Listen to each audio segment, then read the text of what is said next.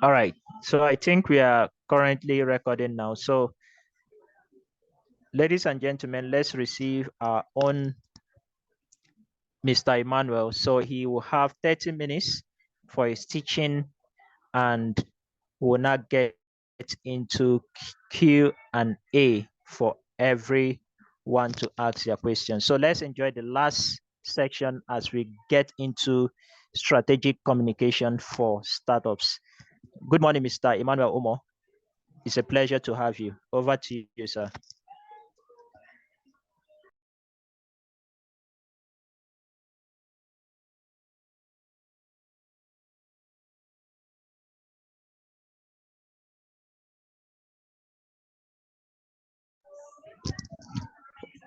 Mr. Emmanuel, are you there?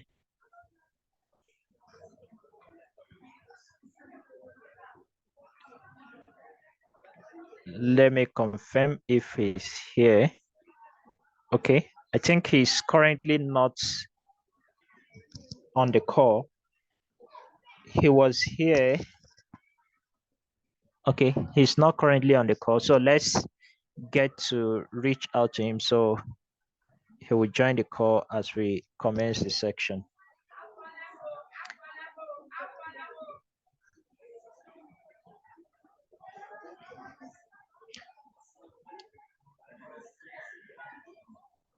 So while we wait for him, do we have anyone that has one or two things to say while we wait for him to join the call? Okay, he's on the call. Okay, I think his mic is not really, he is on the call. Hello, Mr. Igwe. Yes. Good morning, Hello? sir. Sorry, man. Good morning. Sorry, my network tripped for a second. All right, that's fine. So we are glad to have you this morning, and it will be a pleasure to continue to learn from you. Today is a general section, and it's a pleasure to have you. Over to you, sir. All right, thank you very much. Good morning, everyone. Good morning, good morning. I'm sorry for that little trip.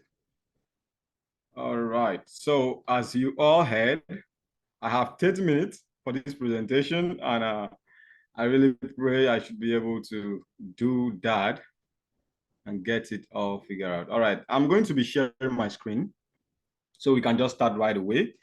Then I will introduce myself from there for majority of people who might not have joined my session or know me. So, Mr. Igwe, please, I don't know if you are seeing my screen.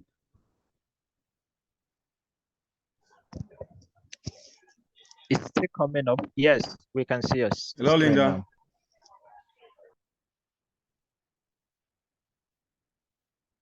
All right, thank you very much.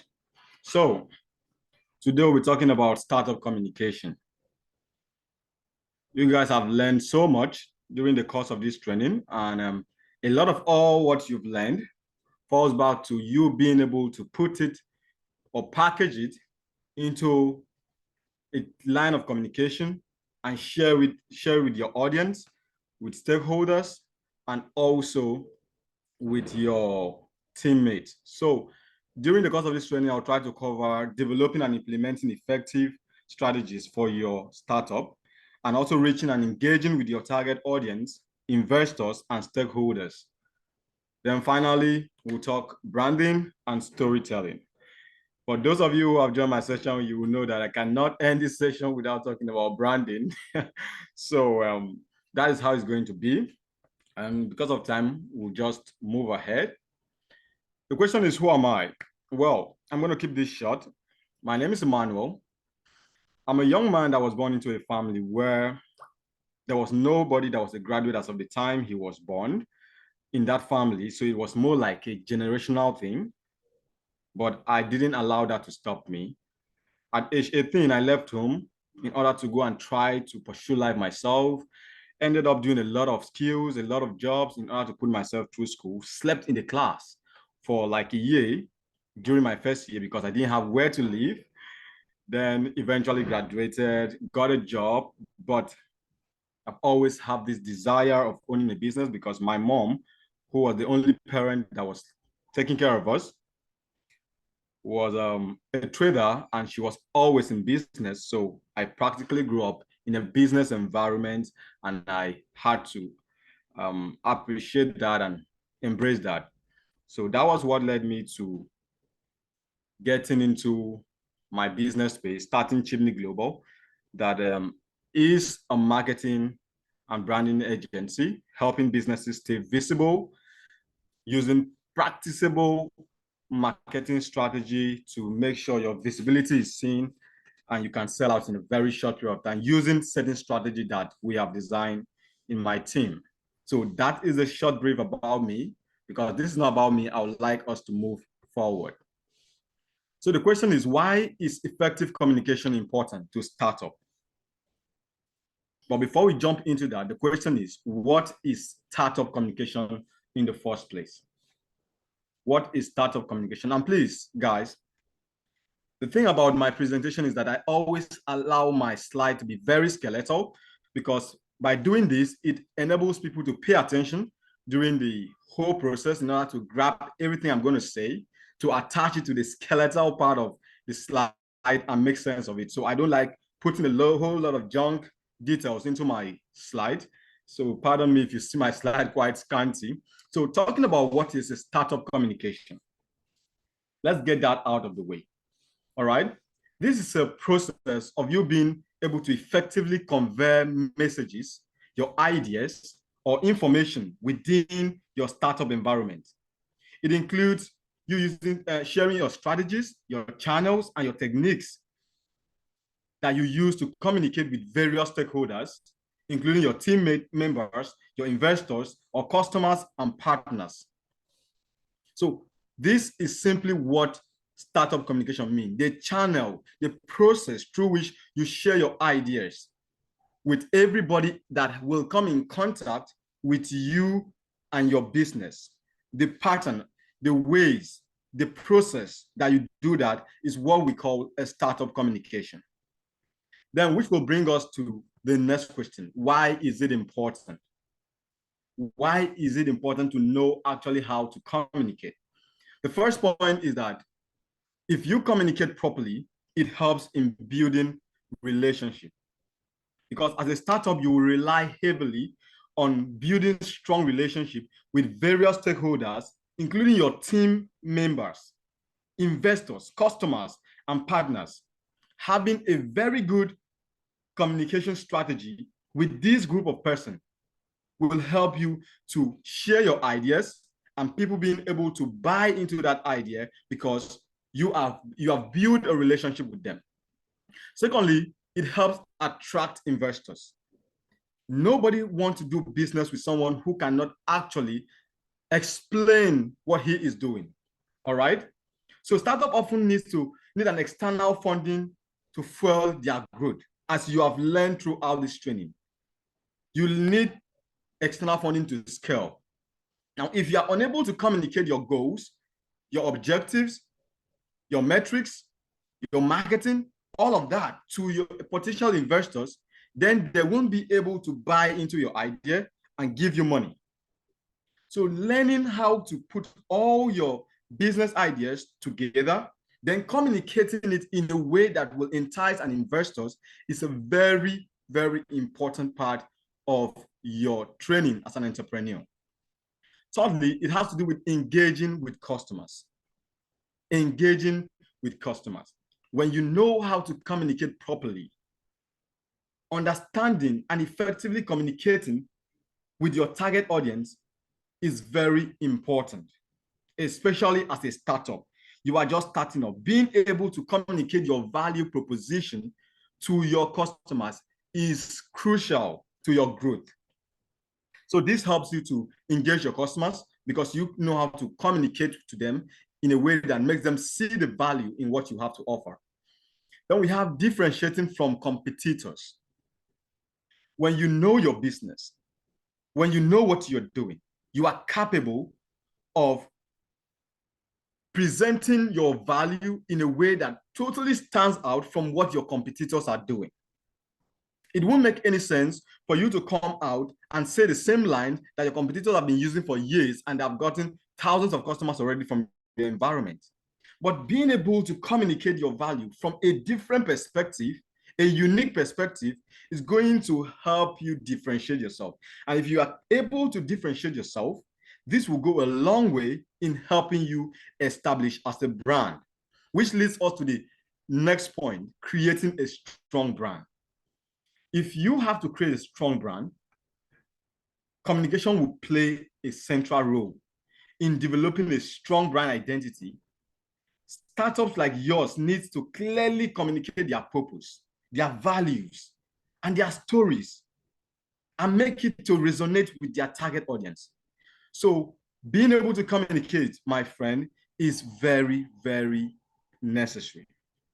Then we have the internal collaboration and alignment. That's number 6, internal collaboration and alignment. As a startup, you might have small teams, people who are helping you here and there to do one or two things. Believe me, if you have not put proper communication channels in place for each of your team members to understand clearly what their roles are, it's going to be difficult for everyone to perform at optimal level, because it will seem like everything is interwoven and there will be controversy and your project will not be delivering in time. So being able to communicate your goals, your values, will help everyone to know where they are in the chain of command, will help everyone to know what is their responsibility in order to help achieve your business goal. So it's very important in your internal collaboration and alignment. Then the last reason is handling crisis and challenges. I know in the course of this training, you have heard a lot about business planning. Yes, if you know how to communicate properly, your business plan must have gotten a lot of things, including how to get prepared to handle crisis and challenges. So, as startup, you Sorry, often Mr. face Emmanuel. Sorry to cut Okay. you at this point. Your slide is not moving, just to bring that to your notice. I hope you are It's aware not of moving. that. Yes, you are. Yes. So you might need Are to you put seeing it it? on present. You might Are need, you we are seeing only seeing on the first, we are only seeing the first one. So you have not been moving alongside with it. So you can put it on presentation mode and then you can go ahead. I just wanted to bring that to your notice. Okay, yes. You know, there are a list of things here. I'm just explaining each of them before I move to the next slide. Are you seeing the 7 steps, important steps I'm listing? No. What is showing is the first one. So you can put it on presentation mode.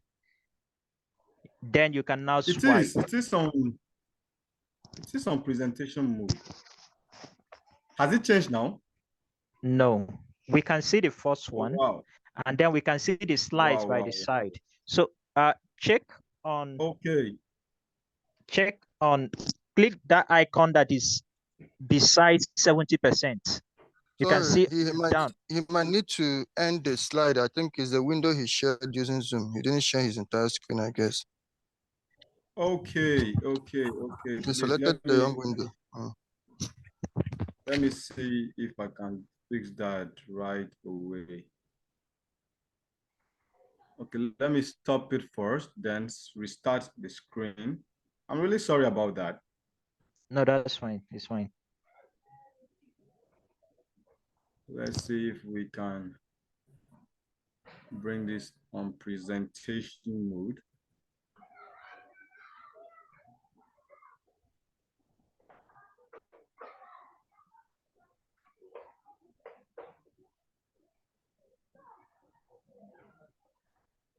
All right. Let's see.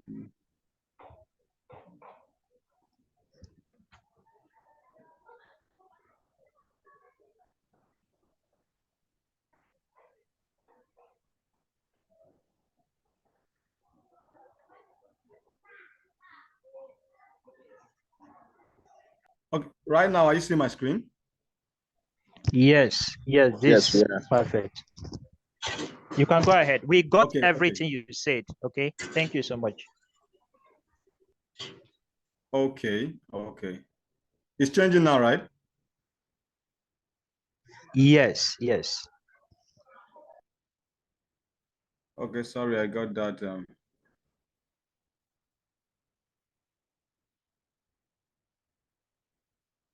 What happened? They just told me that my screen sharing has stopped.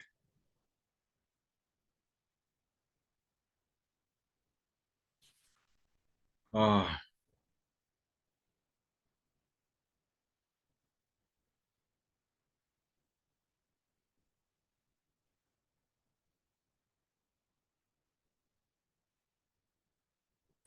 Is it up now? No, you have gone back to the first screen. I think you selected the wrong screen again. First of all, do your presentation, then just put it on a slideshow Wow. before you select the window. You have to end again. Okay. Okay. I'm sorry. Okay. Should be able to get this now.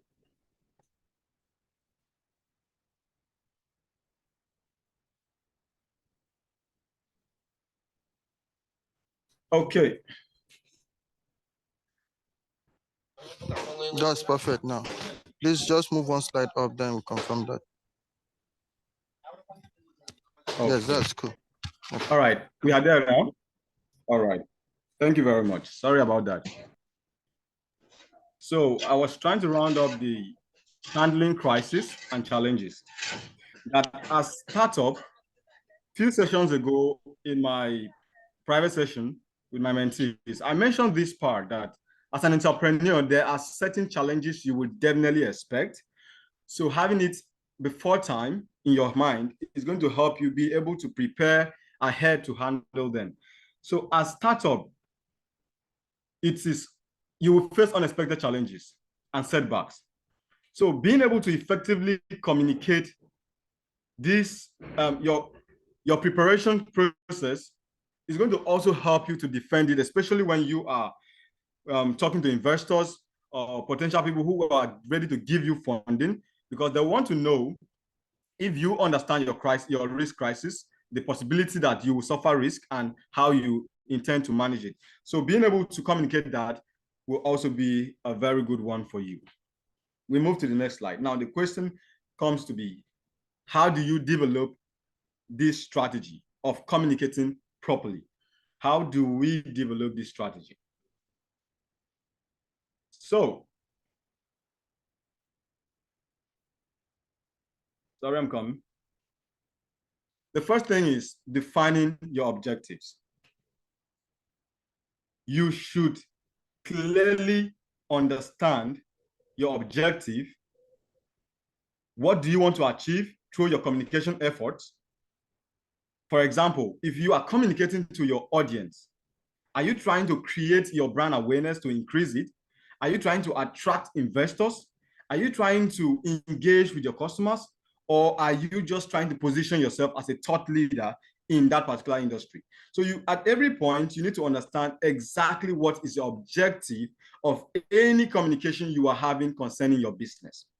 So if you are in front of investors, you need to understand that. Then you know your objective right now is to get them to invest in you. But if you are communicating to your customers, you then know that, okay, fine, I'm communicating to them. I want them to buy my product, buy my services, or do business with me generally.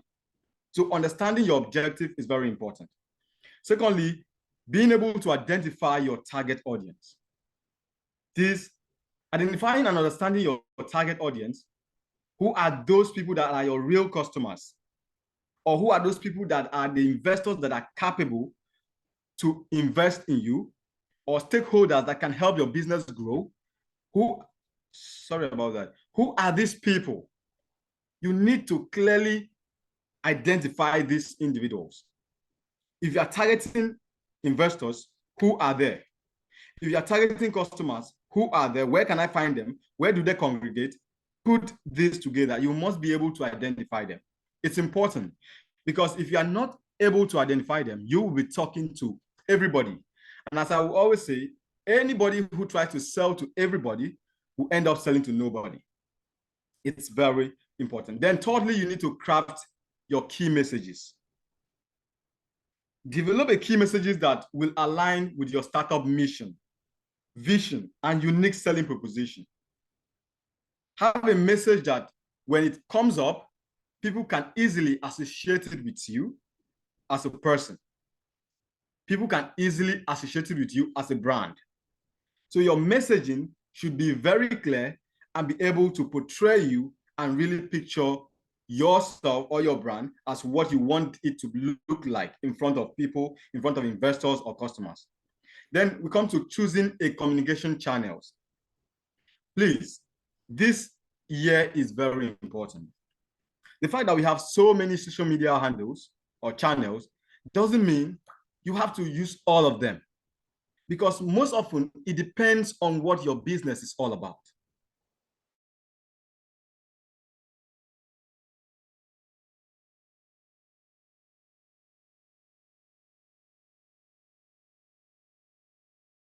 Instagram, I would really say to a certain level, you're in a very good place. But if you now carry those same thing and go back to LinkedIn to try to sell it over there, to communicate to the people over there, it might seem a little bit odd, because the people that are congregating in that particular channel are there for a different reason compared to those that are congregating in Instagram. Even though when someone leaves LinkedIn and goes to Instagram, then he can buy from you because the reason why he is there or she is there is different. So being able to understand, first of all, that target audience we talked about will now help you to know which of these communication channels am I supposed to use. Which of these will help me get the best result? So you must ensure you know that, okay, you have tested some things out and you know exactly where you need to start building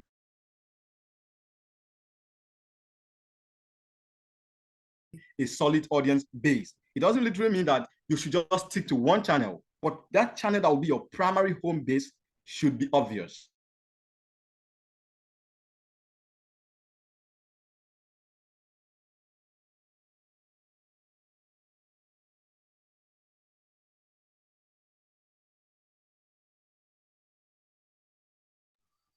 We can't really hear you again.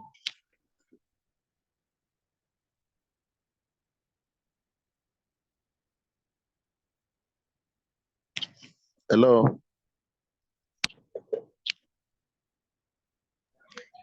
Yeah, probably he's having a little network issues. Let's give him a moment.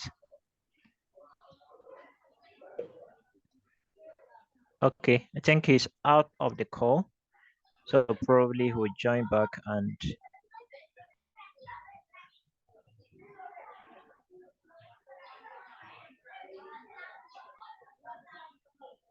so sorry about that. So okay, I think he's back.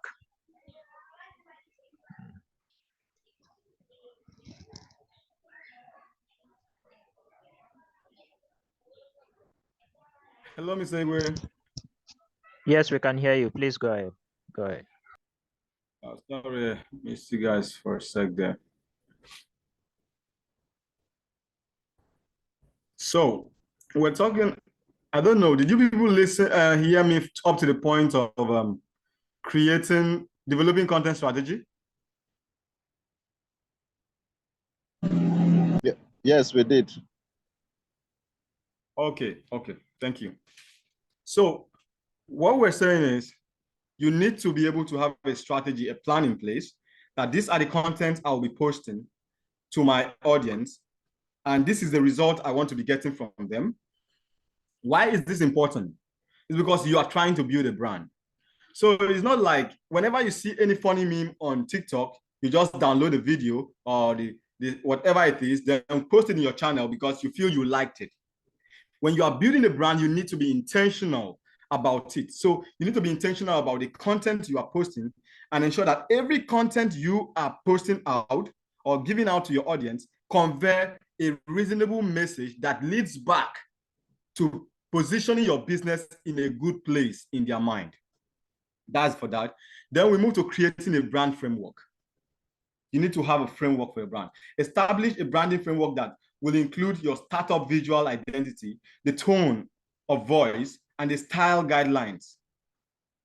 You need to sound a certain way. It's very important you get this. When you are building a brand, people should be able to know you for certain ways of sounding. People should be able to look at your message or read your text and know that, okay, this is coming from this business person, this is coming from this person, this is coming from that person. You should have a framework that will be unique to your business or your personality if you are building a personal brand and you want to use it as a business framework. Then implement a content calendar. This aspect is very difficult, and also it's very important. Posting, especially when it comes to social media content creation, can be very challenging. So most often, if you just sit down and say, I'm going to post tomorrow, I'm going to post next tomorrow, and you don't schedule this post, you don't prepare in advance, there is a big chance that you are not going to post. So it's important you have a content calendar that, okay, every Monday, this is what I'm going to be talking about. Every Wednesday, this is what I'm going to be talking about. And every Sunday or Saturday, this is what I'm going to be talking about. By so doing, you can just sit down one day, create content to fit those days, just schedule those posts, and it keeps going, all right? By so doing, you remain consistent, and there's nothing as beautiful as a consistent business person, because it is consistency that will be far better than intensity. It's not about doing gra all the time. No, you should just try, even if it is once you want to post, but be consistent with it to make people really, really know you and stick to your plan or your timetable. Then you monitor and evaluate. This is very important. A lot of people just keep doing things without actually paying attention to, is it working or not? You need to pay attention to the metrics. You need to pay attention to people liking and commenting or feedback that you're getting in your business. Pay attention, because that is what you're going to use to evaluate if you are actually going according to your objective and your goals and your whatever is driving your business. That is how you get to know it. Then if you find anything not going as planned, you hit the last point. You iterate and adapt, all right?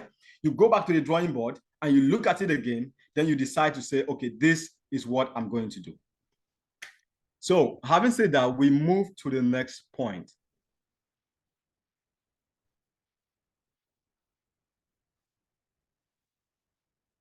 Components that you need to pay attention to as long as creating strategy is concerned. I've mentioned a few of these, but please, if you're writing things down, please write this down. You see your messaging, the channels, the tones, and consistency. These are the components you need to pay attention to. These are the 4 things that fully encompasses all what your business is about. What is that message you're passing on? What is the channel you want to use? What is the tone you are going to be using to pass your message? Are you going to be more of a dramatic kind of person? Are you going to be more of a professional kind of person? Are you going to be more of whatever that's going to be, you need to make sure you are consistent with it. This first 3 parts falls under you being able to be consistent over time to see results. Then talking about target audience identification. Let's jump into that real quick. I'm going to be fast on this. I'm really sorry, guys.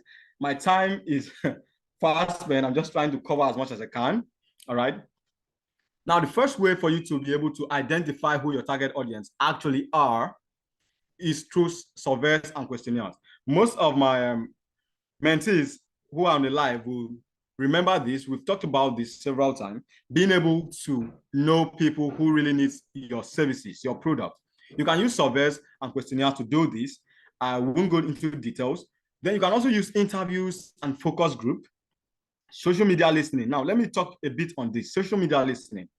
A lot of you people you're a business person, fine, you are a thought leader already, but that doesn't stop you from going into live online. Maybe there's a Twitter space that is always talking about things that concern your business, and they have a lot of crowd. Being in that space does not mean you are less of a thought leader. You can be there and pay attention to the questions people are asking concerning your niche. This is going to give you a clear insight of what is troubling people. And you will gather all those data, all those questions to draw a conclusion on what you really need to do to touch the heart and the emotions of your customers. It's a simple trick, but not a lot of people does that. You need to pay attention to what is happening, what people are asking. Go on LinkedIn, join their audio lives, go on Twitter space, join the space, listen to what's going on, listen to people's questions, then go to Facebook, join Facebook groups, look at the question people are asking, put all of this together. Then you get a clear picture of who your customers should actually be and who you are chasing and what you really need to give to them. Then we talk about website analytics. If you have gotten a business that have come to a stage where you have a website analytics, a website, you need to pay attention to the analytics. The number of people buying, the number of people coming into your sales space and jumping out immediately after a few seconds. Pay attention to those metrics because that's what will tell you if people actually like the content you have there or not. If people are just coming and jumping out, then something is wrong. Paying attention to your website metrics or analytics is very important. Then we look at competitor analysis.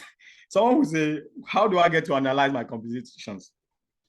You need to study your competition because it is only by studying them you will know their positioning. It is only by studying them you will know the strategy they are using. It is only through this that you understand who their customers are. Why do you need to understand all of this? It's because when you put all of this together, you have an edge. It is going to also be easy for you to identify a gap in your market that you can fill immediately and stand out differently from your competition. So pay attention to what your customers or your competitors are doing, Then customers' feedback and reviews. I can't emphasize this enough. Pay attention to what your customers are saying. Do not ignore it.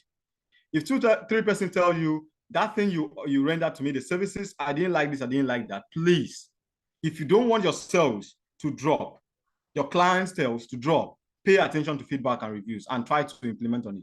Then data mining and secondary research, that is a huge one. I won't jump much into it, but it's just being able to gather data online through Google, through statistic website, and draw a conclusion from that data. Please, if you are one of my mentees and you can remember when we talked about this, drop it in the chat box. I would like to know that you still remember. Then finally, we talk about customer persona development. You need to have maybe somewhere in your room, if you don't have an office yet, you have a paper on the board, on the wall. If your product has to do with just females, draw a giant female figure on that paper, then take different arrows from the figure and outline the different problems your customers are having. Then also try to align the solutions that follows those problems that you can provide. That is how you kind of develop your customer persona, all right? It's just about understanding truly who these persons are, how they feel when they wake up every morning, what they are looking forward to when they wake up. Just putting all of that in your mind will help you to know how to talk to them to reach their deepest part. Now, engaging with investors and stakeholders. Remember that the theme of this session is startup communication with stakeholders and customers, and also branding and storytelling, all right? So now we have come to how to engage with investors and stakeholders. Very important aspect. How do you do this? How do you engage? First of all, you need to pay attention to how clear and concise your message are, because clarity is very important. Investors and stakeholders, they are busy people. So they just want you to be able to tell them in a split second what your business is about, how they can benefit from jumping into your business, and what is the minimum risk they can take. That is it. So your message should be clear and concise, straight to the point. Do not go and tell too much story. They don't have time. That's why every pitching you will ever see, you will see the short period that you are being given to pitch your business. So if you do not develop your communication, your messaging properly in advance, you won't be able to communicate that in a very, very short time. All right? They call it pitching for a reason. Be able to pitch in the shortest period of time. And you must have heard of elevator pitch. And why do they call it elevator pitch? Because it should be something that if you get into an elevator with someone, a potential investor, between the time the elevator moves to where you want to stop, or the way the person wants to stop, you should have been able to communicate your idea to that person already. That's why it's elevator pitch. So always be prepared. Your message should be clear and concise. Then your financial and your growth metrics, please. I have emphasized this with some of my mentees. It's very important. Do not joke with your financial record. Even if you are not well registered yet, you don't have everything in place, but every expenses you are having in your business, note it down. Have a book where you write it, put it together, or create an on your phone in those things. Because if you want someone to come into your business, I would like to know what have you been spending money you spend, how far, what is the result? So your financial and your growth must be clearly communicated because they are interested in the money. Believe me, most investors are interested in the money. Are you still hearing me, please? Please, are you still hearing me? Hello? Yes, we yes, can hear yes. you. We can hear you. Okay. Okay. Yes, we can hear you. So the next thing you want to Very pay well, attention sir. We can hear you. All right, thank you. The next thing you want to pay attention to is your return on investment, your ROI, and your value proposition. Every investor or stakeholder want to understand the return on the investment they want to give. They want to know what they will expect in order for them to support your business.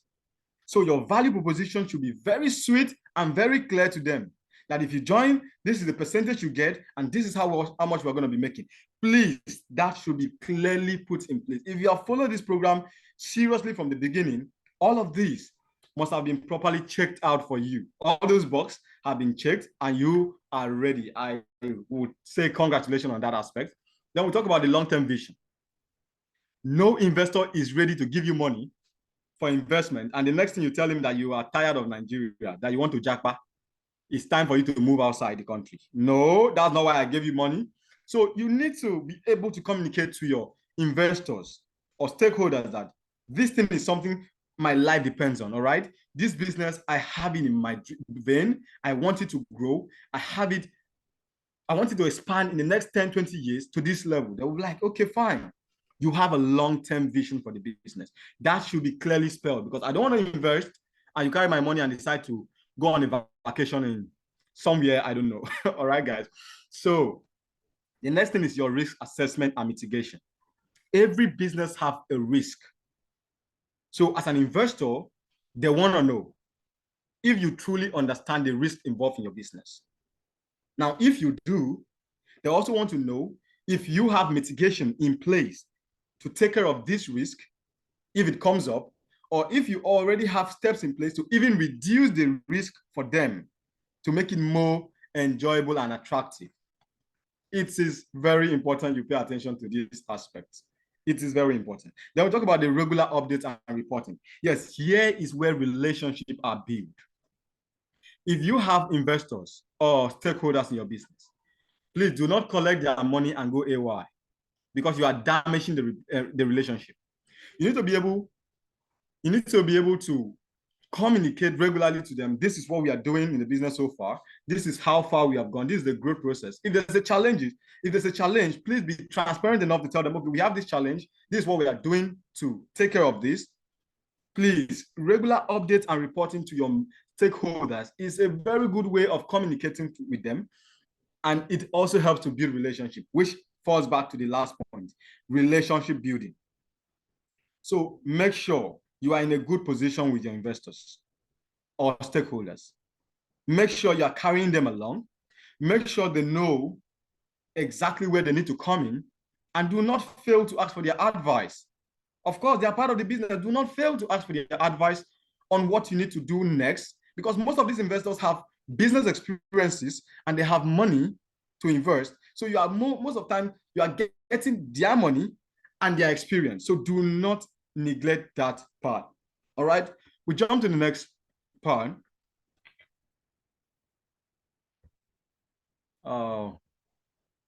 Okay. Now we have discussed about how to engage with your investors and stakeholders, we are back to the real deal, crafting a compelling brand story. Okay, now, what does it mean to craft a compelling brand story? And why is it even important? Okay, so let's listen to this. You need to know that everybody likes a good story. The other day, we were listening to Mr. Jim. I joined in on that session where he was showing you his speech. Then I can remember when he showed his baby, he uses his baby's picture to talk about the genesis of his business. And why was he doing that? It was because he wanted to tell a story that will touch the emotional aspect of the investors and will get them to come into the business. So being able to tell a good story in your business is very important. I cannot overemphasize this. It's very important because if you're able to tell a good story, it will make people connect easily. It will make people connect easily, which is the first point of crafting a compelling brand story. It's going to create that connection and engagement. If you listen to my introduction, I started with my story about myself, my true story, how I started from nothing, how I'm building up. Now, if you are someone who wants to invest in my business, for one, you're going to know that I have suffered in life, right? And I know exactly why I'm doing this. And because I know why I'm doing this, I'm going to be consistent and I'm going to give it my best shot. So if you have a great, compelling brand story, it creates a connection and engagement between you and your customers or your potential investors.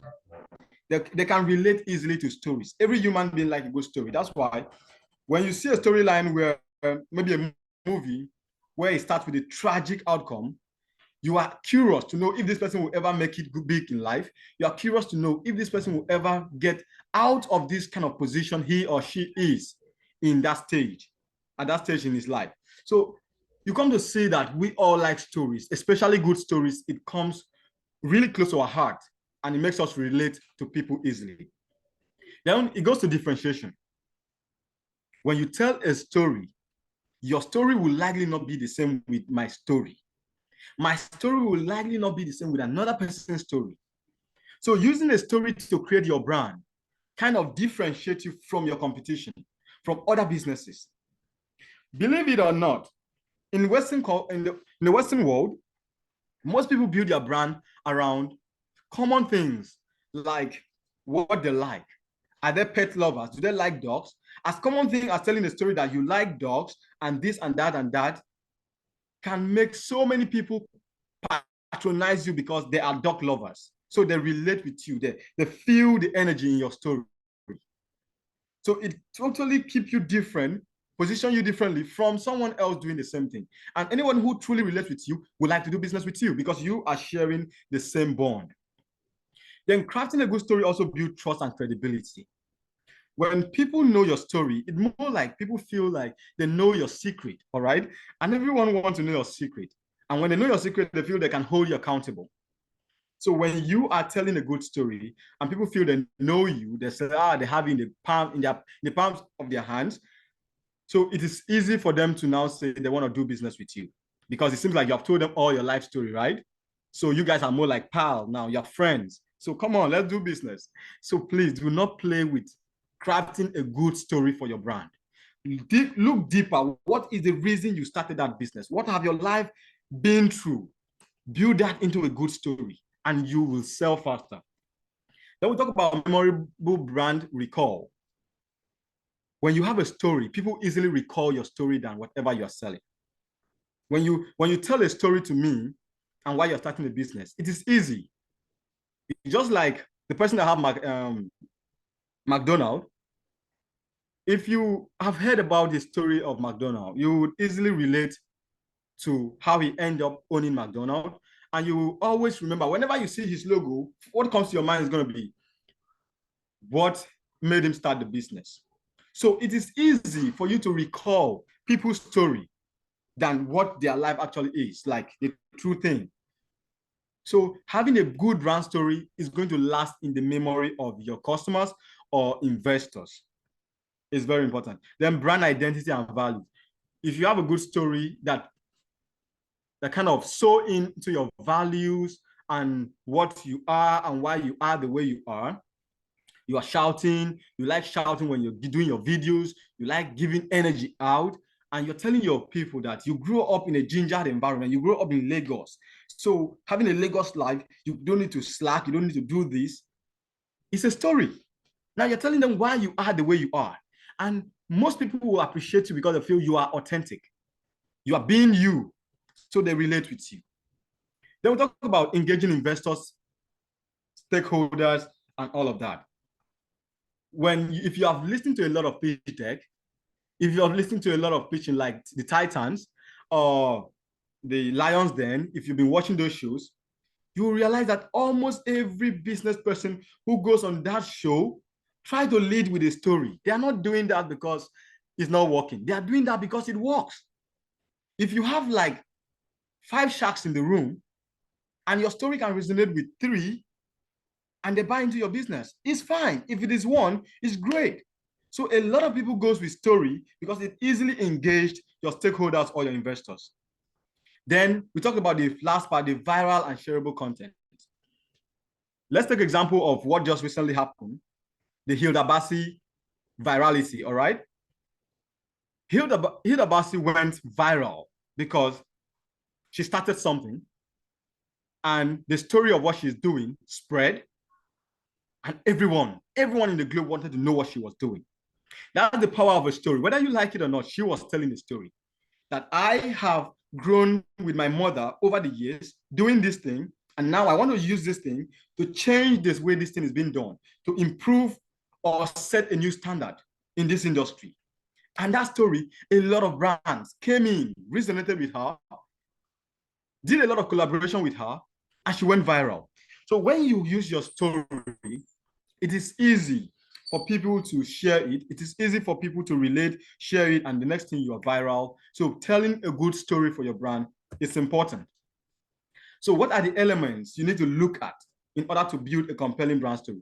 Please, Mr. Igwe, I know I must have been running out of time.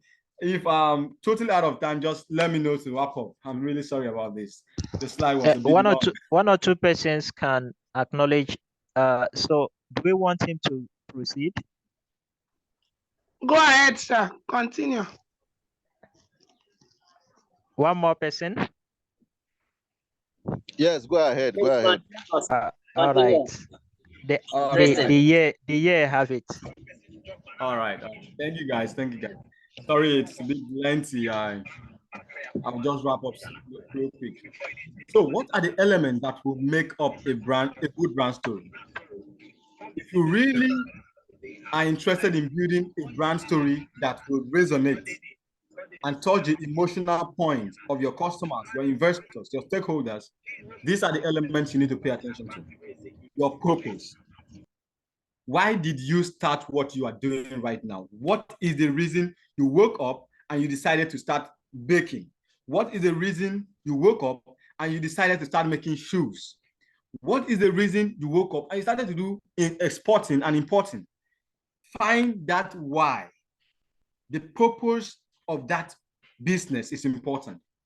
If you can get that, now this listing, if you can just put this listing out and just fill this template, at the end of the day, you are going to have a very authentic brand story to tell.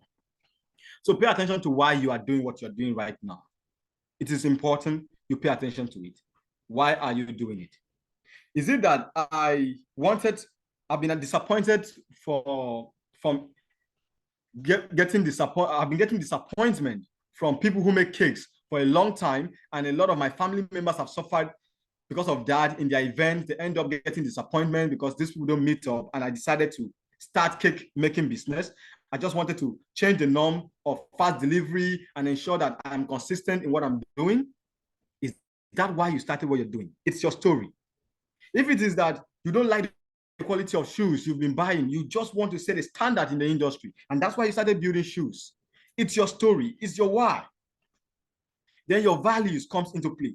When you know your why, you now know what you are trying to improve upon. If you started cake because of disappointment, you want to make sure that nobody gets disappointment anymore when they do business with you. Your values. You write down your values, your uniqueness. There are thousands of people doing what you're doing. The question is, what makes yours different? Find that uniqueness in your brand. Find that uniqueness in your messaging. Find that uniqueness in your business and bring it out. Spell it out clearly and put it as your next point or element to use in building your brand story. Then authenticity. A lot of people will tell you, fake it until you make it. Please, if you are trying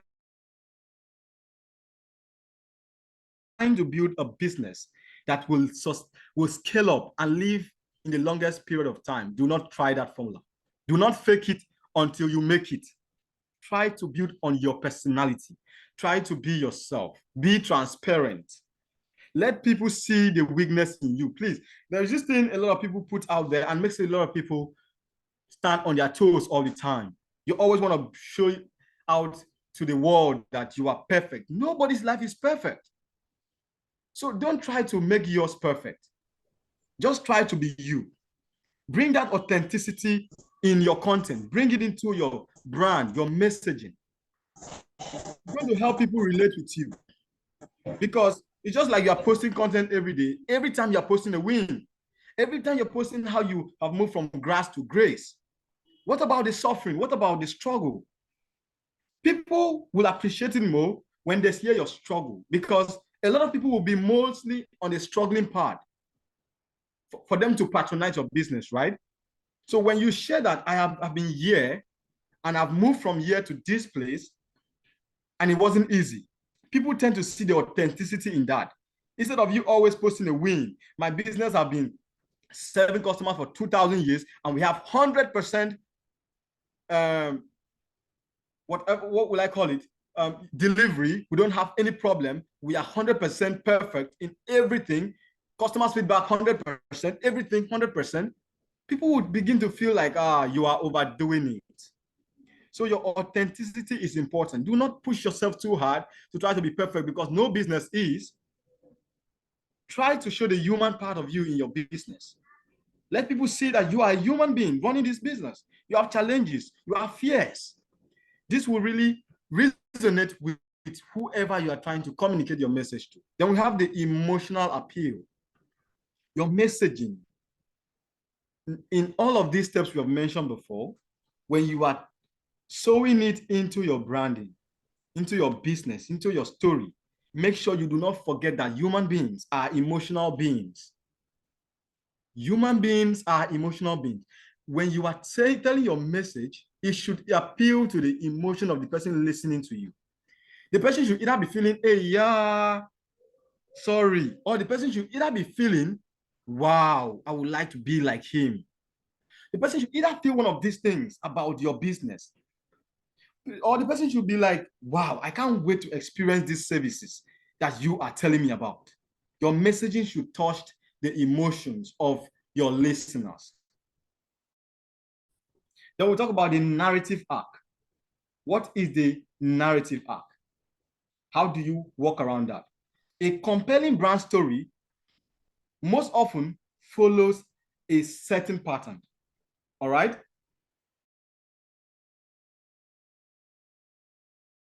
It follows a particular structure that there are different.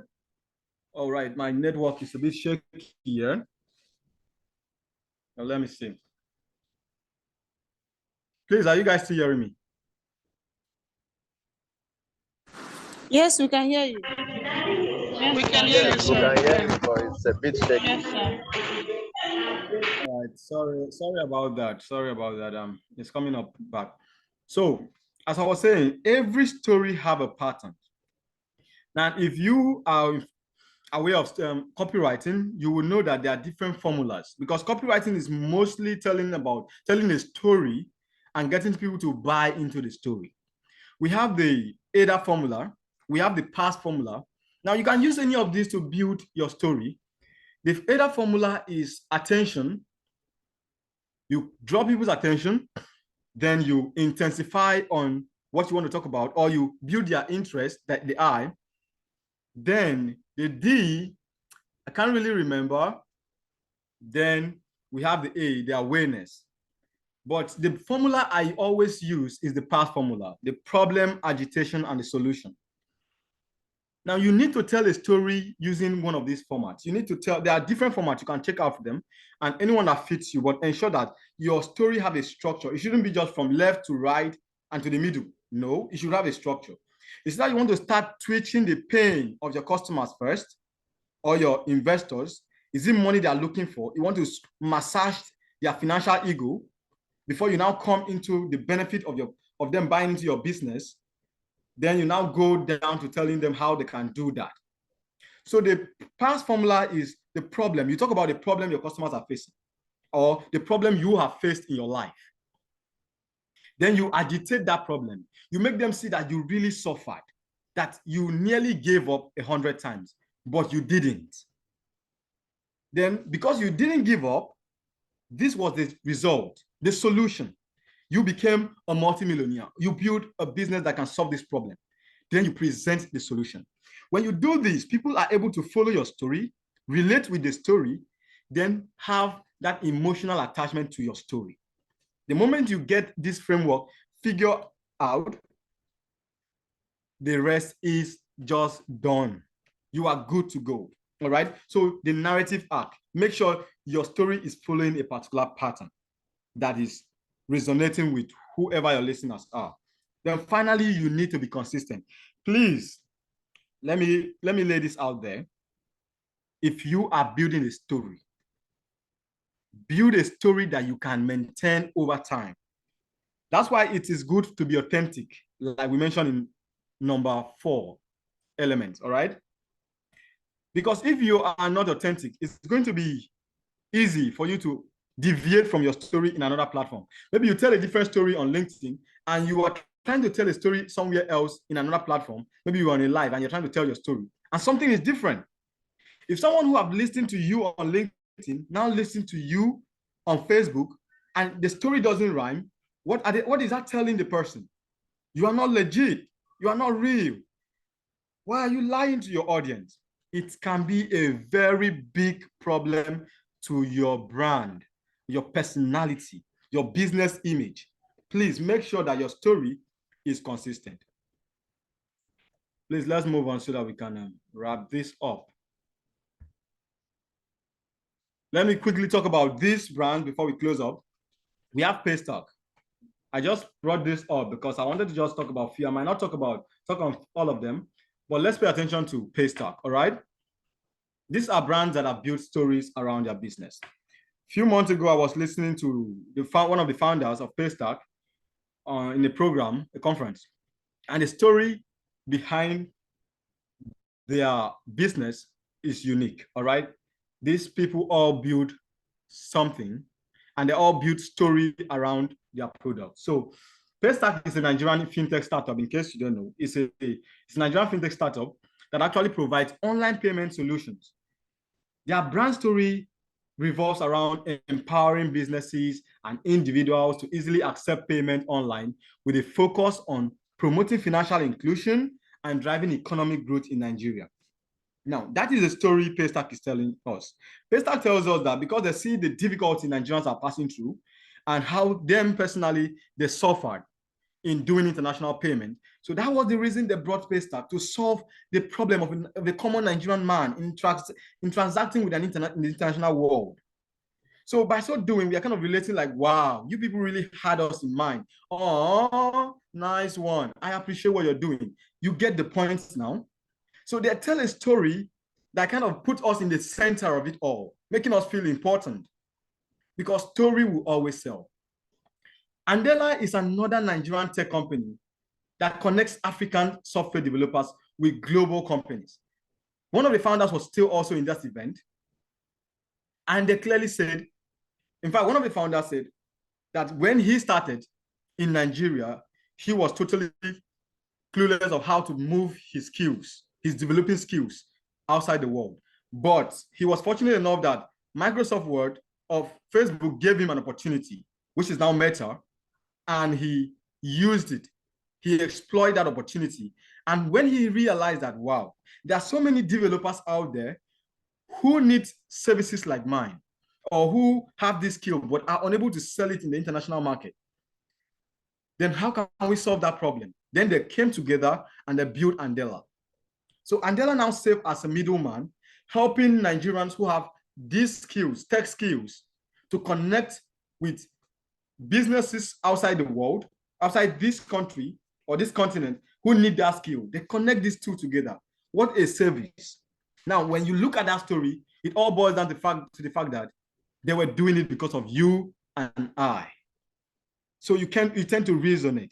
The same thing goes to Flutterwave, Kobo 360, and Farm Crowley. Farm Crowley, they deal on trying to connect farmers to the end users and all of that, trying to make sure consumers get the product from farmers and all of that. I'm giving you this assignment. Go now, copy this brand, go to Google, put it, paste tag brand story, try to read their story, see the way they are positioning themselves through storytelling, then you can understand how to come up with yours properly. All of these brands, they build their businesses around a very good story. So you should pay attention to what they are doing. All right. I don't think I'm going to touch this anymore. It's just brand and visual identity. Things you really need to position your brand. This is the elementary things: getting a logo, colors, typography, visual elements, and design guidelines. These are the things you really need to make sure you have your visuals. And what are the helpful tips to get it running? Understand your brand. We have already talked about it. Define your brand guidelines. Have a statement that is your brand guidelines, that this is the color of my business. This is how the font I'm going to be using. This is the channel I will be using. That is your brand guideline. Have a statement, a detailed statement telling you every step and the logo you decide to use in your business, the color. Make sure your colors are consistent over time. Then design a memorable logo, choose an effective color palette, typography and fonts, consistency in visual elements, voice and tone, employee engagement. Ensure that if you have an employee, they all know what your business is about and they share your vision. Please, if you have a team member who doesn't share your vision, it can be a very big red flag for your business, because your weakest point in your business is your weakest employee. You need to pay attention to that. So this is it. Case study, there is Jumia. Also go and do a review on Jumia. Thingiverse, Flutterwave. These guys have great case study on how to really tell your story, build it, and kind of do a lot of collaboration. These three brands has done probably everything I've mentioned here, being able to get investors, being able to get stakeholders, partners, collaborations, and even referrals, creating referral processes in order to connect to the root, to people, to the emotional aspect of everybody that has to do with their product. So it's a fantastic thing to look at. Pay attention to these guys, write them down, go and study this brand, and make sure you take them seriously. So that is the end of this training, this session. I want to say thank you so much for giving me the opportunity to finish up. Sorry, it was quite long. I know, and I really didn't think I would have the opportunity to finish all of that, but I'm grateful you guys were interested to finish it. So now is where I entertain a question. Mr. Igwe, I hand over the room to you at this point, and I'm ready. I'm here to entertain the question. Yeah, Linda. Yeah, sir. If you have any questions, raise your hand so we can ask you to unmute your mic. Okay, Boniface, unmute yourself. All right, good morning, everyone. Good morning. Good morning, Boniface. Right. Please, my question is this simple one. We have been talking about investors, how we can get their money, how they can support our business and do business together. My question is, since investors are interested on the money, why am I begging them to come and take over my business? Because whenever they invest their money, they will have a higher percentage of the money that they invested. What is the essence of the business that I have set up? I have tried to build over some years. Because I need money, I am inviting them to come and put their money on the business to expand. At the end, they will take a higher percentage. I will just be like someone who is under running the business while they are taking the money. I need to understand this concept very well. Thank you. All right. All right. Thank you, Boniface. I clearly get your point. Now, one thing about investors is that it depends on your capacity to negotiate. And for the part of them taking over your business, it also depends on the offer you decide to give them.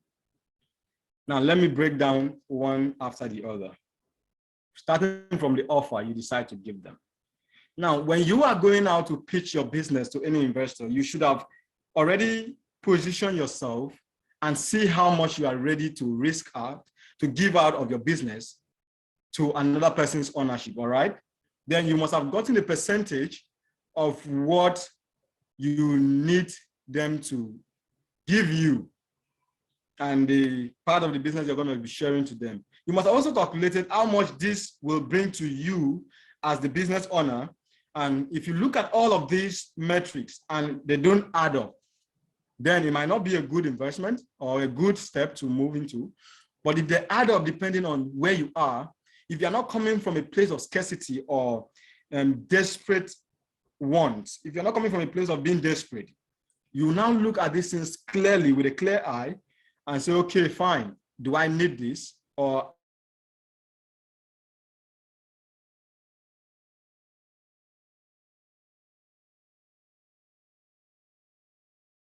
willing to give them. And if you give them an investor that are quite greedy and they will just want a strong part of your business, some will not. So some will look at the potential scalability of your business and will just jump in even with a small percentage, but they will always look for a common ground where they are not losing. But for you saying they are coming to get your money or your business, why should you be begging them for their money? All right, this is one thing. A lot of persons don't know that it is not wise for you to run a business where you have 100% ownership. Let's say you run a business that your yearly revenue is 1 million and you are having the 100% ownership. Then you decide to bring investors into the business and your ownership reduced to 10%. But now your yearly revenue is at 100 million. It's at 100 million. Now you are getting 10% of 100 million. When you look at 10% of 100 million, you are still far, far ahead of earning 1 million simply because you want to own a business. You want to be the only one owning your business. If you are the only one owning your business, no one is giving you an award for it. But if you are allowing investors to come in with their experience, with their funding, you don't have the money. You need the money to expand, except you don't want to scale your business. But if you want to scale your business and you have investors that can give you the money to expand, even if at the end of the day, you are owning 10%, I'm using this as an example, you're owning 10% of your business, but your business expansion brings in 100 million or 1 billion, then you are earning just 10% of that as a part of your ownership. You are 10 times ahead instead of owning your business. So the way you look at it, this is a mutual relationship. It's a mutual relationship. You have a business idea, I have the money. So I'm doing you a favor and you are doing me a favor. So when you look at it from that open mind perspective, it gives you this insight to know, okay, this is where I'm coming from. This is how it's going to be. Is it favorable? Am I ready to let go of this part of my business in order for me to expand, in order for me to move ahead? These are some of the things, Boniface, you need to pay attention to. You need to look at it. That's why investors know they have worked hard for their money. So they don't just want to pump their money into a business they don't understand clearly. So you must be able to convince them that I need your money and your money is not going to be in vain. This is what is going to come to you. You have a business idea, they have the money. And as it stands now, without their money, you might soon die. They want to know, why should I invest my money in your business when 36.6% of startup businesses failed in their first 2 years? How am I sure yours will not fail? They want to know that. So that's why it's more of a mutual relationship. Do not look at it as they're trying to take over what you've built. I know that feeling is there, but if you look at it from a bright side, you are going to benefit from this relationship, depending on the kind of offer you are able to strike. It all falls into being able to create a communication channel and offer that would be in your favor. I don't know if that is clear.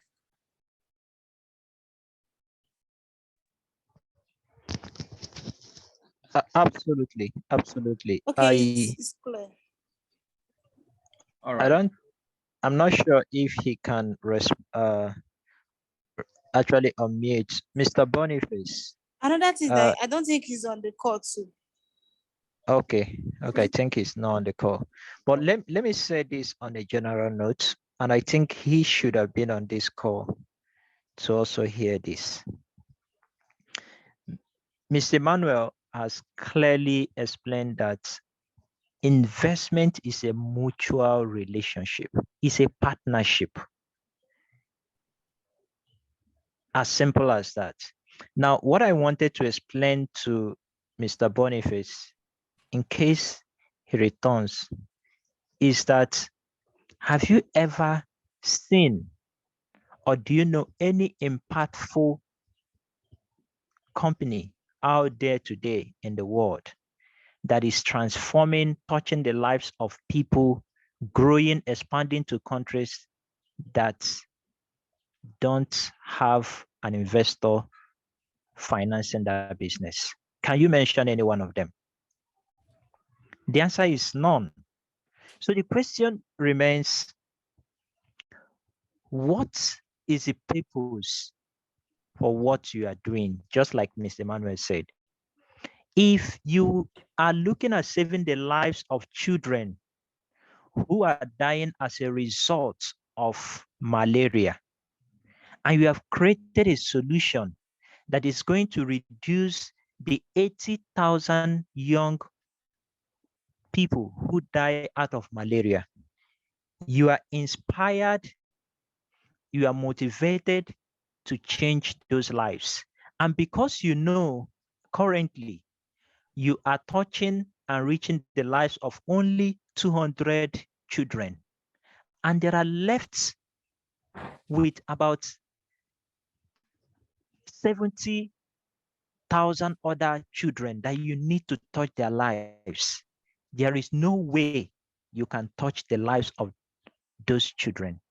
The only way you can reach them is by partnering with other persons who can give you that resources, that money for you to do your awareness, to reach out to that young child that is in Sierra Leone, that is in South Africa, so that your product can change their lives. If you understand this and have this mindset that you are looking at taking these products, unless your product is not impactful, unless it is not changing the lives of people, unless there is no value you are looking out for. But if it is going to change the lives of people and empower people, what are you going to do? You are going to partner with people. You are going to partner with investors, even your team members who are going to come together, and you begin to reach more people. So it is a mindset thing. That is why the Westerners will continue to build businesses that will become transgenerational, while we continue to build those businesses that it is only me and I and only you will run your own business. So it's a mindset thing. While you are seeking for investors, make sure you consult a legal person so that you understand all the documents, all of those things, and know what you are willing to give away. Nobody will point gun at you and say, you must, if you don't give it, you will die. No, it is still left for you to make that decision. But you also need to do due diligence to understand the investor you are bringing into your business, right? But don't say that investors will take away your business and you are not going to touch the lives of those children, because your business is built around impact. I will summarize this by saying this. Imagine that at RAT 5, we said, oh no, we don't want to reach people here.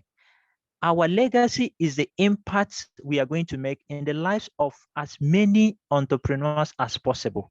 This program would have been possible if we don't have investors who are coming in to partner with us. So if we're looking at, no, let us do it on our own, we cannot touch the lives of people.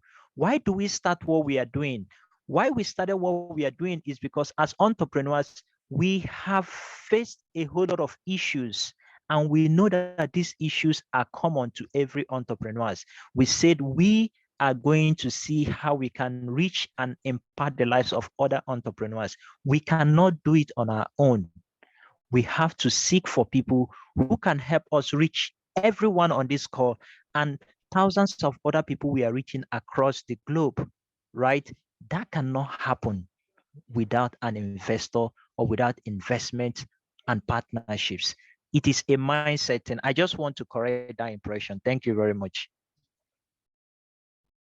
Yeah, Right, thank you, very Mr. much, Igwe. King. Okay, the next person is Elisha Michael. Elisha, mute yourself. Thank you and good morning to everybody. I believe my voice is being heard, though I am in a shop. There may be noise. At the same time, I'm wishing us a happy June 12th, Democracy Day. I have a question, but though through the line of this training, that major question, I have asked it in another session because I needed authenticity. So along the line, it was answered. Also, I needed to contribute to the question one of the participants just asked. Just as Ms. Igwe said, it is a mindset thing. When you can be a company founder, but the company is open to investors, just like the name of this program implies. It says investment readiness program. How you will make your company, your business, your product investment ready. Now, the mindset, this is a Nigerian mindset. You come up with a business, you think somebody is coming in to take it. You have the idea, but you lack the funding. Somebody is coming in to invest or to partner for you to reach your limit. Maybe going intercontinental may be that limit, just as we see.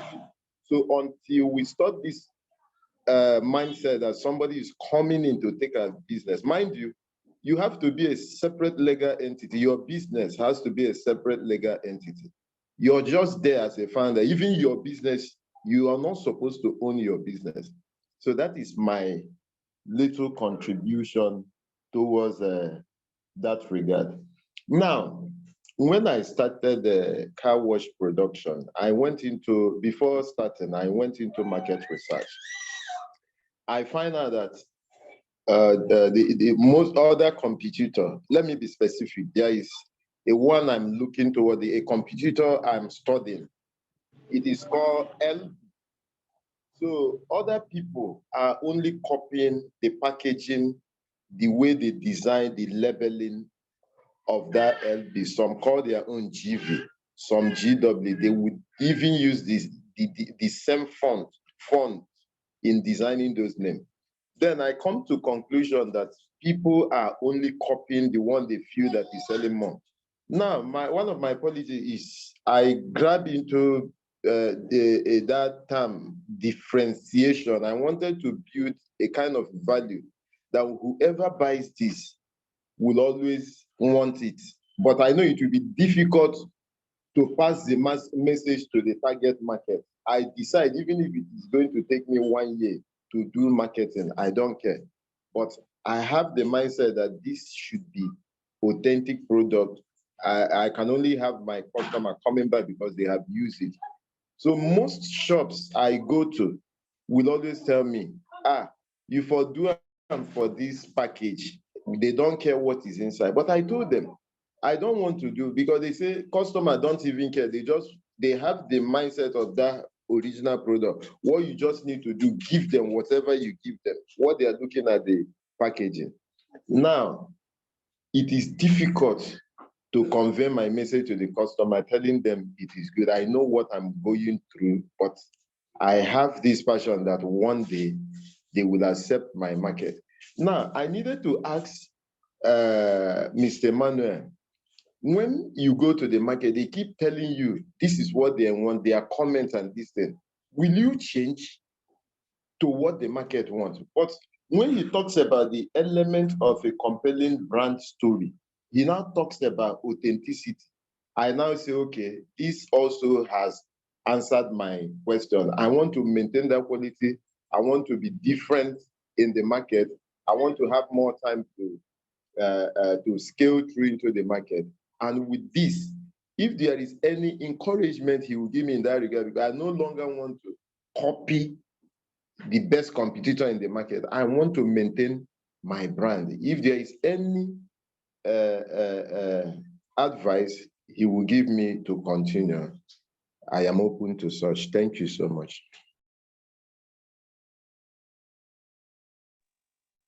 All right, Mr. Elisha, thank you very much. I heard the aspects where you coming from, talking about the market demanding something else. And that is one thing why most people don't stay consistent over time. Because especially when you are starting out and you are looking for the money, you need to make that money. Then you are trying to brand yourself to a particular thing, which you have seen, and it's a solution you want to provide. And to you, there's a uniqueness in what you're doing. But at that point, you now realize that what the market actually is asking of you is not directly what you wanted to give, right? So you might be tempted. Should I just switch now so that I can start collecting their money immediately? But the question is, in the long run, will you be able to remain in that business? Because as we mentioned before, your why is very important. There's a business ideology that says that for you to be able to hold a good business, package what you can easily give for free, then give it out for a fee. You have an idea, whether you like it or not. If you have done your customer research, if you've done your market research, and you've come to the realization that there is actually customers who need these services, please do not allow the excess noise in the market to shake your focus. Because if you allow it to shake your focus and you start trying to do everything each customer has come to kind of ask from you, you might eventually lose that uniqueness. And most times, losing that uniqueness means losing the motivation, what made you started in the first place. Because if you're doing something that you truly had a reason why you started it, doing it becomes easier. But if you didn't figure it out and you just jump into it because the demands were there and you needed the money, consistency might be hard. And in the game of business, consistency is important. It is in the long run, all your games that you've been playing, your marketing, your branding, your partnership, and all of that will now make sense. When someone now says you a multi-conglomerate, they will know that you started from a place of want and you stayed consistent. So my advice here is, you have what you're doing. You've seen a gap in the market and you're trying to fill that gap. And you've done a market research that you are convinced that there is a market for this.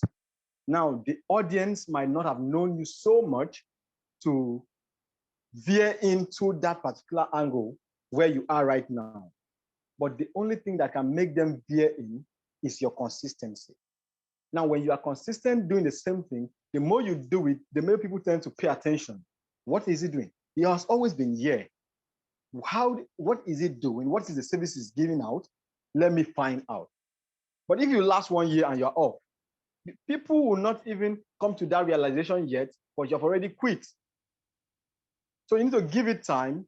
That's why I always say, is it on Friday or Thursday? I was talking to some of my mentees and I said that it's very important that you give your business, any model you are, whether it's a particular product you're developing, give it 2 years plus before you come to the conclusion of, is it working or not? Give it time to breathe, see all there is about it, then you will now come to a conclusion with a clear head. Not because there is a lot of people doing it, there's a lot of people needing this particular thing. Let me just jump and be giving them that. If that does not conform to your objective, my advice is don't do it. If it is too far away from what your primary purpose is, because it's not, this is an instance so that it won't be confusing. To someone making shoes, maybe you decide to make shoes for high-class individuals and your shoes are luxury brands, they sell high. And some persons come to you, they actually don't have that much, okay? And you wanted to put that market all together to yourself. Then you now decided to start another segment of the market where you build brand shoes that are price reduced, where they are price friendly, so that you can bring in those cheaper clients to still get their money. Now, this is a framework some persons might do, and this is the same framework some persons who really believe in the purpose, what they are pursuing to be in the next 10 years. If they are pursuing to be the most luxurious brand in Nigeria in the next 10 years, that kind of person might not pay attention to those audience. He will leave those audience to the cheaper people who are producing what they need. He will focus on the audience he has in mind, which are the luxury clients who are ready to buy from him. Whether it takes 5 months for him to sell one shoes, but in his calculation, he has realized that this is better off. Over time, he will make, or even his name will start making him money because he has built that brand for a long time. So in both ways, you need to weigh it. If it is a closed segment like this, you can decide, okay, let me open a market segmentation where I can accommodate those cheaper clients while I still do what I'm doing. But if it is too far apart, it's not a go-to area I would advise. So you need to look at it from those perspectives. If it is too far from what you are actually doing, that you cannot accommodate it while still doing the thing you wanted to do, then it's best to focus on what you're doing. But still yet, if you also want to make a name in that particular niche and that uniqueness you have, then you need to stay consistent for a while and put yourself out there and continue to make a lot of people know what you are doing. I believe over time, you will break through. Yeah, thank you so much. Thank you so much. Yeah, thank you, Mr. Emmanuel. Lisha, what I will add to that is this. From experience, I've come to understand that at some point in your business, you might need to begin to look at and understand that awareness comes before adoption. And at this point, what you might need to do might not be selling your products like the product. You might just have to focus on awareness, which is education. While you're educating, you have 1 or 2 persons who you are going to convince and they try your products. Once they try them, you begin to build a referral system and engine. Those persons will not be the ones who will not begin to tell people, guys, forget that thing you are saying, people are putting GL. This is the 10. You need to first of all build a niche or what we call a tribe. You build a tribe. It might be 2-3 people. So you start with awareness. Begin to explain to them that this. By the time you explain to them, there might be 3-4 of them. The only way you can win into the market is if you have a valuable product. My only problem will be, is your product valuable? Does it bring value? Let's leave the packaging, the branding now. The number one thing is value. There is a saying that the container cannot be valuable than the content. It can be more valuable than the content.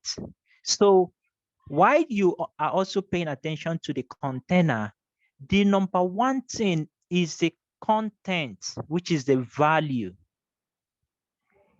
If you package something that is not valuable, people will get to buy it because of the container, but they will not return. Now, because you don't have that audience, there is someone who is taking huge market share. Let me give you, these things are things, you know, you have said this over and over, meaning that this is your core business problem. Let me give you a practical example. I think I've shared this before. What Pepsi did, it is called a go-to-market strategy, which we have also talked about in this training. What you are looking at is, how do I get into the market? Because there is a big fish already there that will not allow you, which is what we call the market share. The person has taken a huge market share. The example is between Coke and Pepsi. Everyone, we all know Coke. Coke is the billion-dollar, trillion-dollar company. How did Pepsi get to enter into the market? Pepsi did what they call blind tests. Blind tests. Pepsi had a better content, but Coke has a better container. So when I say container now, means their branding awareness, they are more known, they have the high money, they already have the high market share. Pepsi needs to go into the market. What did they do? They used a strategy called the blind test. They will come and tie your eyes and now bring Coke and bring Pepsi. Close your eyes and ask you, test this one and test this one. You will test Coke and you test Pepsi. They will ask you, which one do you think is better? You will hold Pepsi. They will open your eyes. You see that Pepsi is better. They did that openly, open shows, and they call 100 people and they ask them to repeat that same test. About 99 of them will always go for Pepsi. They now told them, have you seen that we have a better product? That was how people now went and now start telling other persons, we have a better product than Coke. That was how they wanted to take Coke out of the market.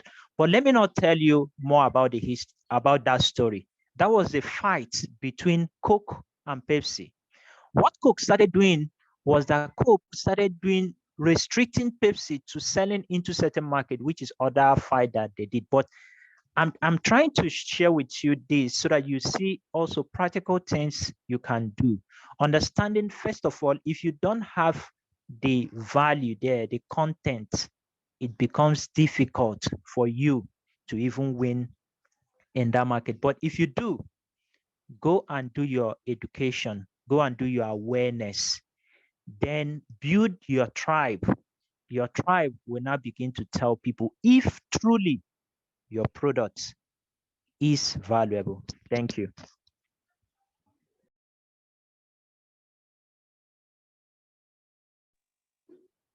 All right. Ms. Yeah. Thank you very much on that part.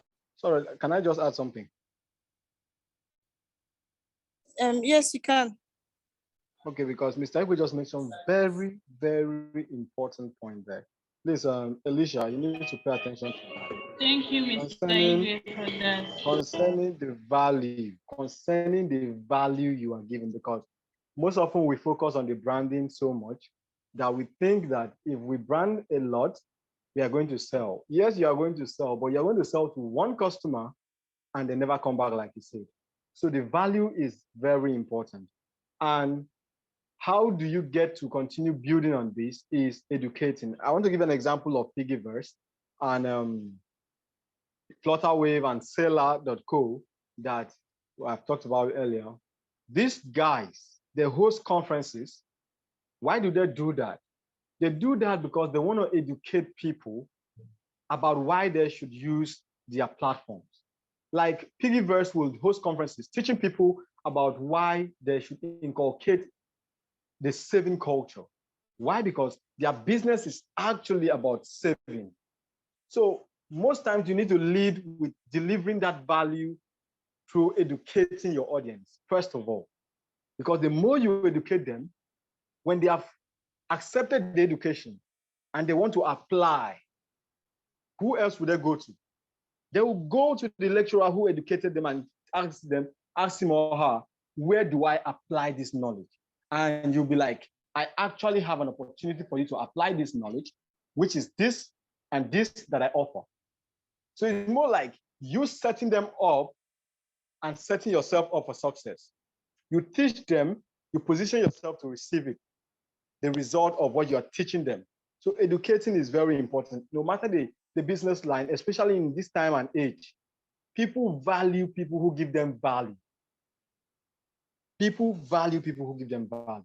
Whether you are selling shoes, if you tell me beforehand that this shoe won't pain my leg, this shoe is going to give me comfort, this shoe is meant for wedding, all these, I would prefer to buy from you than someone who just tell me, buy these shoes. Because I know you have tried to give me value. You are trying to make me understand that you know what I will be looking out for in buying a shoe. So the concept of giving value is of paramount importance, and also observing or looking into your product. What is the value that it is giving to your marketplace? Because no matter how nice your branding looks, if the value is not there, you're still going to drop dead, not very soon. So that's my contribution. Thank you, Mr. Igwe. Yeah, thank you, Mr. Emmanuel. Okay, Anne, unmute yourself. All right. Good morning, everyone. Good Can you hear me? Yes, Yeah. yes. Good morning, Mr. Emmanuel. I will just say you are extraordinary. God bless you for the informations you've actually given. I don't really have any question, but is to have a little contribution to Mr.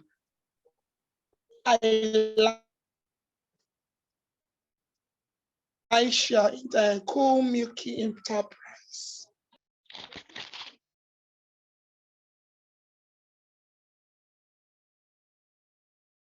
Hello. Yeah, we are with you, but your line is breaking. All right, can you hear me now?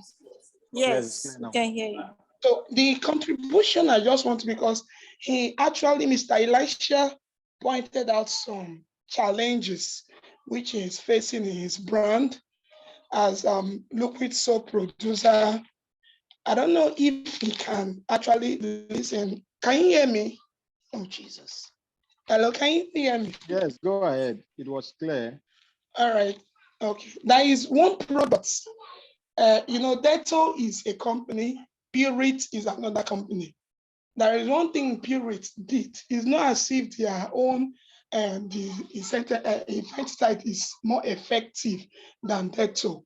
One thing Pureit did is to include gift pack to their products. So if you buy one product, you are having a gift, something like pen, something like spoon, and so on. Even though that a company that does liquid soaps, they also do that. I can count how many spoons I've gotten out of that product.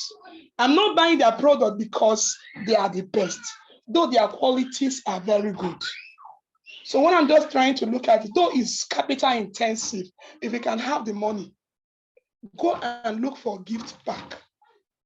If your quality is good, those investors, those buyers in that market will actually maintain your market. There are some factors Mr. Emmanuel pointed at, which is very, very important. If you can go through your notes, there are components of this thing to pay attention. Your messages. What do you really communicate? How do you communicate to those your customers? By the grace of God, I just started one business, though it's not my main business. I'm actually looking at making it one of my main business, which is honey business. I've not done it for years, but I just started in not less than 2 months. I can actually count how much I've made out of this honey business. There are some strategies I used. I don't mind the number of honey in your shop, or in your pharmacy, or in your supermarket. I tell you what you want to hear, and you buy my product. Be consistent. It's not when they need the product, you will tell them that you don't have or you have not produced. When you are producing steady, you are supplying to those shops, and you give them time. There is a shop I supplied 10 bottles of honey, and I'm giving them time. Once it's 1 week, I'll go back to their shop to check if they are sold. One of the shops I visited yesterday, I made the sales myself. I did the marketing myself. When the customer walks in, I'll just talk to them, ma, have you known the importance of honey? Communication starts. They end up buying the honey. So sometimes make a chance, go to those your customer shops and talk. Do the marketing yourself, because as a starter, you must talk. This is your talking time until when your business or your products have grant. So do the talking. I went to one supermarket last week, Sunday. I also just wasted not up to 30 minutes, and I made sales introducing that new honey. And they have over 10 different companies there, but they ended up buying that my own honey because of what I talked. I've talked about 2 things here. Try to include gift pack. 2, try to do the talking. Visit those your customers that you have supplied before. Carry a new product. There is a shop I gave a honey. They did not give me 1 naira. But oh yeah, madam, just drop her for your shop. I will come back later, collect money. I have not gone there since 1 week. But I know by the time I will go there this week, I will definitely collect my money. And I'm sure she must have sold it. So if you can look at these factors Mr. Emmanuel pointed out and practicalize it, it's not about writing down notes. All these things they are teaching us is practical intensive. You practicalize all these factors he has pointed out, my dear, I'm sure you will scale.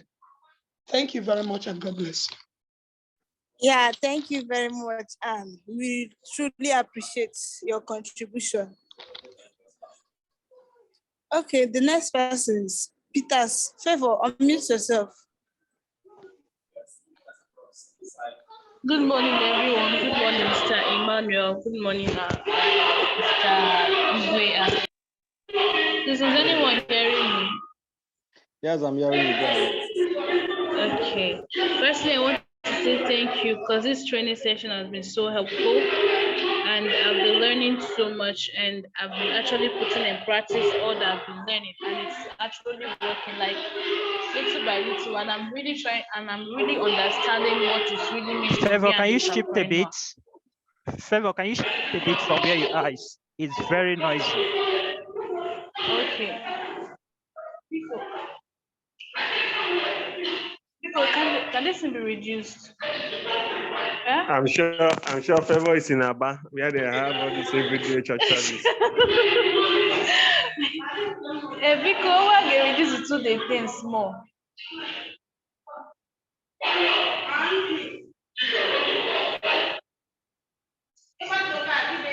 So it's not working.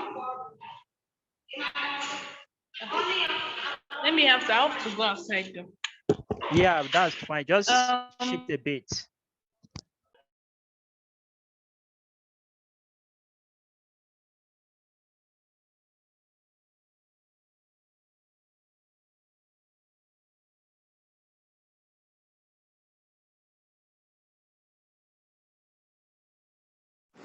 Okay, while we wait for Favor, does anyone have anything to say? Any questions or contribution?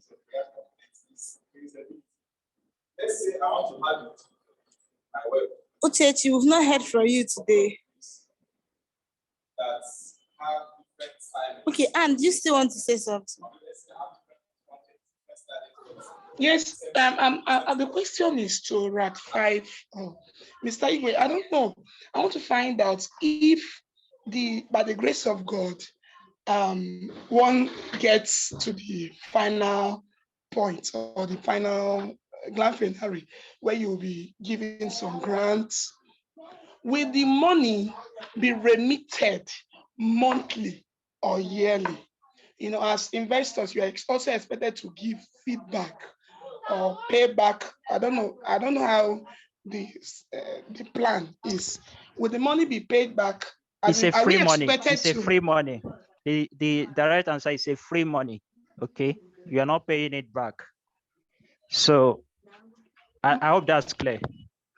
Yes. Are they also giving that as an investor, like they're giving you that money to be part of that business? Or I said for you to just money. It's a free money. Free money thank you, sir. We are not taking any part of your business.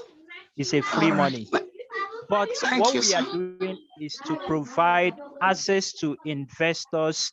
If we want to invest, right, we cannot have that conversation with you. But for the money we are giving, it's a free money. On the demo day, we are going to have investors we are going to bring on stage in the room while you are pitching. We are going to have judges who will listen to the 10 people pitch and select the first 3. And then we now give them that free money. They are not to give back that money.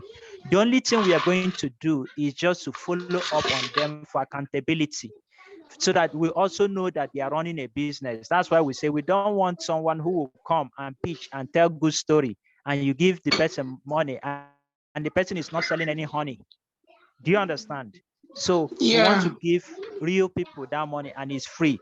But while you are pitching, we are not just pitching for that money, because the money might be 200,000 for you, right? The free money might be 200,000 naira. But there are going to be 20, 30 investors, bank managers, company executives who are going to be in that room. So when you are pitching, you are going to pitch and say, we are looking for 1.5 million naira that will help us expand our brand into different markets, helping us turn over 50 million in total revenue by 2024. And if you're interested in joining us in what we are doing to transform the lives of people who are living with diabetes, come join us, talk to us after this conversation. You can begin to talk to investors there and say, this is what we do. This is my name. This is what we do. If interested, you can have that conversation, and someone can now invest 1.5 million in your business. We want to give you access and connect you to investors, but you will get free money. We are not going to ask you to pay back that money. All right, thank you very much, sir.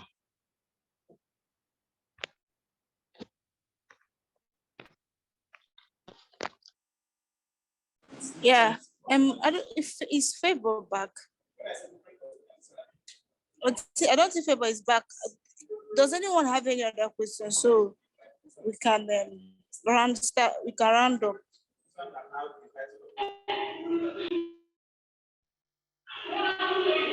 Please, I'm back. Can anyone hear me? Yes, we can hear you. I don't know. This place, the outside part, there's no network outside. The network is only inside, and the remote here is not working. So I don't know. But I think I will just type. Let me just type.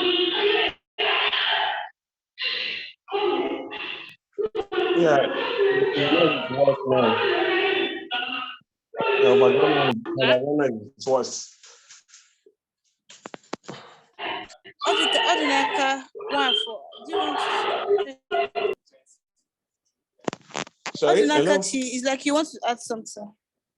No, I don't want to add anything, but since you have spotlighted me, no wahala.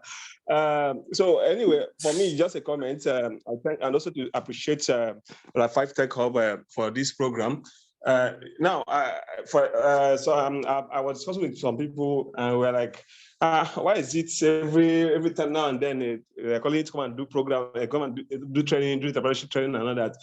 But I found out that none of these trainings is a waste. So this one we are on to now is one of them. It's not a waste. For me, I don't ever see it as a waste of time or waste of internet subscription, not data subscription and all that. So thank you guys for doing this. I really appreciate.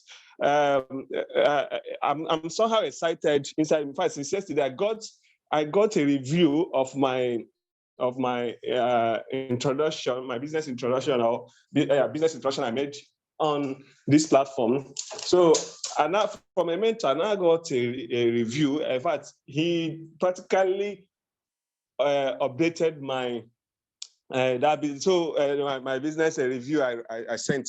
So I was now wondering. I said, okay, no wonder Mr. Igwe was so keen about send your business. Let us send a business for review. Send a business for review. So I was like, thank God I did not miss out of that. So I replied the mentor telling that if I did not get part of that $2,000, I think I've gotten something serious that I can use to, because the way the business review was made, the way he updated my business review and all that. In fact, I'm not feeling like a G. I can go and tell World Bank now, IMF. I can go and tell them, look at my solution I have for these social problems I'm trying to solve and all that. So it's so interesting.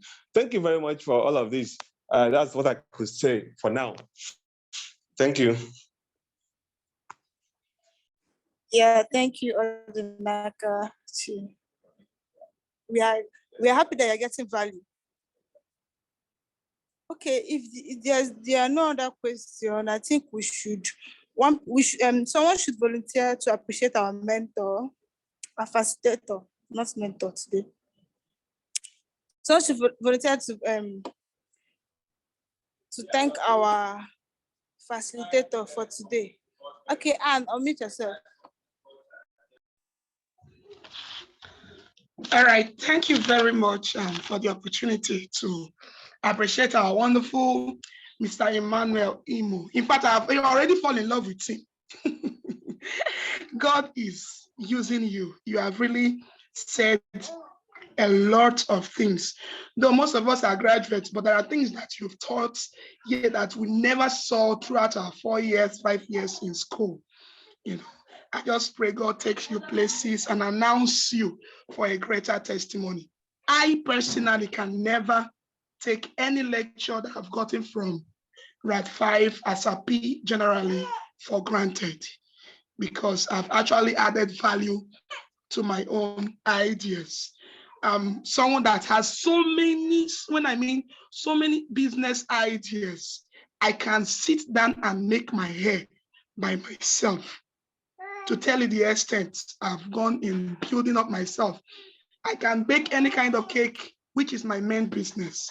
I'm a caterer, I cook for occasions, I decorate parties. And no customer has ever complained since how many years I've been in this business? Closely 10 years. Can you hear me? Yes, we can.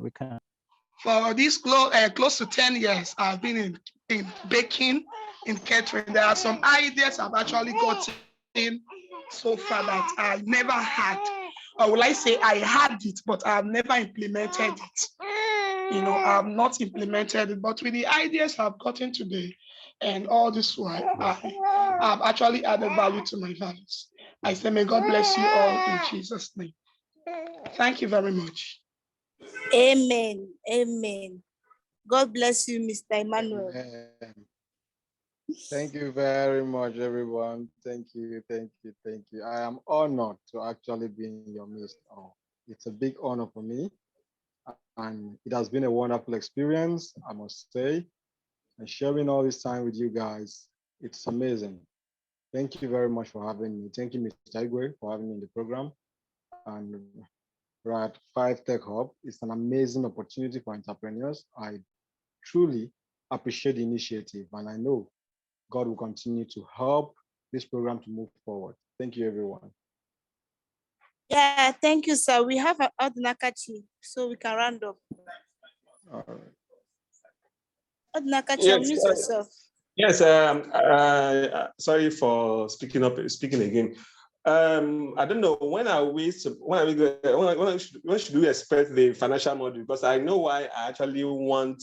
I've been talking about the financial model. I've been asking about this since over a week now and there. But so when are we getting it? Because Igwe was almost thinking of everybody going to go and search. Yeah, we can actually search. We can actually get.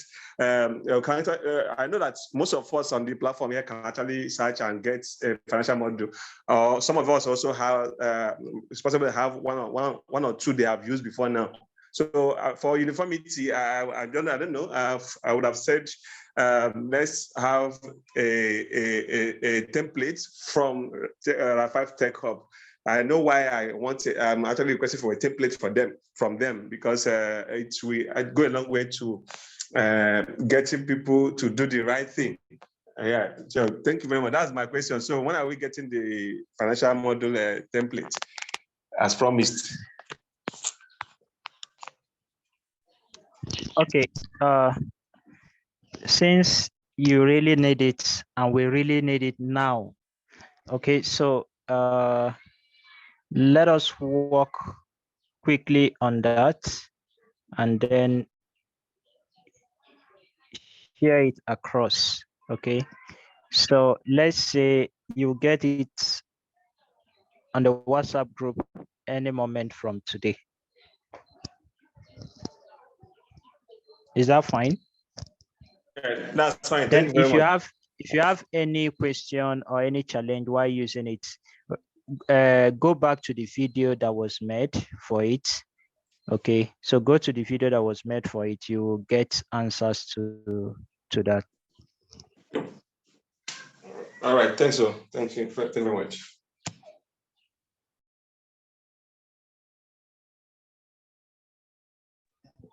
All right, guys. All right. Thank you so much. I think Friday is a compulsory section. So it's not going to be a training. It's going to be a compulsory section. Why is it compulsory? If you're not on Friday call, on Friday, if you're not on Friday's call, you will not even pitch. That's how serious it will be. If you're not on Friday, it's not like it's not a training. It's going to just be for us to talk about how we are going to go about the demo day. So there is no way you are going to pitch on demo day and you are not there. So if you have been around, so we are done with our section, okay? We are done with our section, so we can release our facilitator unless he wants to still be here, okay?